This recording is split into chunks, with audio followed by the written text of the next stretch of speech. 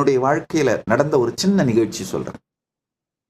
திருவண்ணாமலையில் வாழ்ந்த ஒரு பெரிய மகான் யோகி ராம் சூரத்குமார் விசிறி சுவாமிகள்னு சொல்லுவோம்.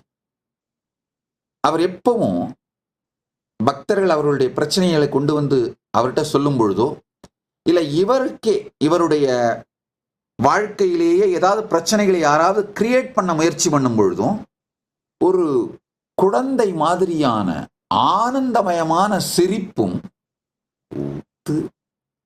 Means all these are drama, இது அத்தனையும் ஒரு நாடகம், கூத்து, ஒரு அது மாதிரியான ஒரு நோக்கத்தோடு ஒரு பார்வையோடு சிரிப்பார். அந்த நடவடிக்கை எனக்குள்ள ஏதோ சின்ன வயசுல ஆழமா பதிஞ்சிருச்சு. மிக ரொம்ப சிறிய வயதிலிருந்து அவரை பார்த்தே வளர்ந்தேன்.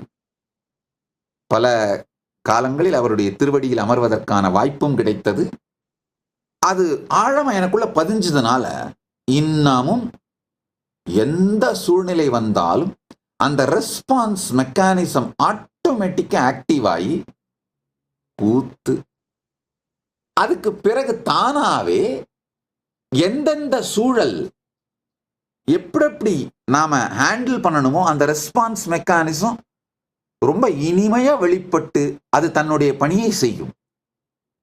எதற்கும் நடுங்காத, பதட்டப்படாத, நிலை தன்னிலை தாழாத, தன்னிலை தவறாத நிலை நமக்குள்ள வர்றதுக்கு இந்த சரியான வார்த்தைகள் நம்முடைய ரெஸ்பான்ஸ் மெக்கானிசத்துக்குள்ள எம்பெட் ஆகிறது, அதுக்குள்ள பதிக்கப்படுவது மிகவும் முக்கியமான நன்மை தரக்கூடிய விஷயம்.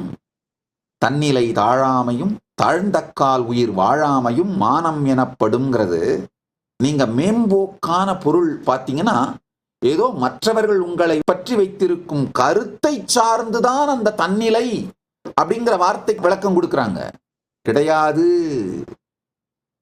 மற்றவர்கள் உங்களை பற்றி வைத்திருக்கும் கருத்து தாழ்ந்தால் நீங்கள் தன்னிலை தாழ்ந்ததாகவும், மற்றவர்கள் உங்களை பற்றி வைத்திருக்கும் கருத்து உயர்ந்தால் நீங்கள் தன்னிலை உயர்ந்தவர்களாகவும் சொல்லப்படும் பொருள் தவறு.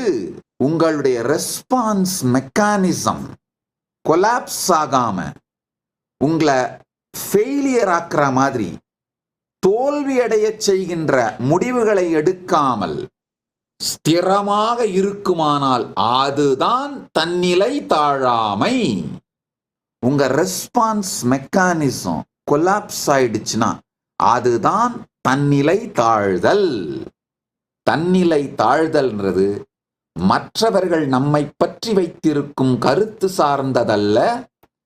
நாம் நம் வாழ்க்கையையும் நம்மை பற்றியும், நம்முடைய ஜீவனை பற்றி, நம்முடைய உயிரை பற்றி, இந்த உலகம் ஜெகத்தை பற்றி, இதற்கெல்லாம் மூலமாக இருக்கும் பரம்பொருள் ஈசனை பற்றி வைத்திருக்கின்ற கருத்துக்கள், அதன் ஸ்திரத்தன்மை, அதிலிருந்து வழுவாது முடிவுகள் எடுத்தல், இதுதான் தன்னிலை. இந்த தன்னிலை தாழாது இருப்பதே மானம். ஆழ்ந்து புரிந்து கொள்ளுங்கள். மானமும் அவமானமும் மாற்றார் நம்மை பற்றி வைத்திருக்கும் கருத்து சார்ந்து அல்ல. கொஞ்சம் எளிமையா யோசிச்சு பாருங்கயா. அவங்கெல்லாம் உங்களை பத்தி என்ன நினைக்கிறாங்கன்னு நீங்க கவலைப்பட்டு இருக்கீங்க. நீங்க அவங்கள பத்தி என்ன நினைக்கிறாங்கன்னு அவங்க கவலைப்பட்டு இருக்காங்க. அதுதான் உண்மைங்கய்யா, அதுதான் உண்மை. நீங்க யார் யாரெல்லாம் உங்களை பத்தி என்ன நினைக்கிறாங்களோன்னு நீங்க கவலைப்பட்டு இருக்கீங்களோ அவங்க எல்லாரும் நீங்க அவங்கள பத்தி என்ன நினைக்கிறீங்களோன்னு கவலைப்பட்டு இருக்காங்க. இதை புரிந்து கொண்டவன் தன்னிலை தாழாமல் சரியான மானத்தோடு வாழ முடியும். If you found this video entertaining, entraining and enlightening, take a moment to like, share and subscribe. And don't forget to hit the bell icon. Thank you so much for tuning in.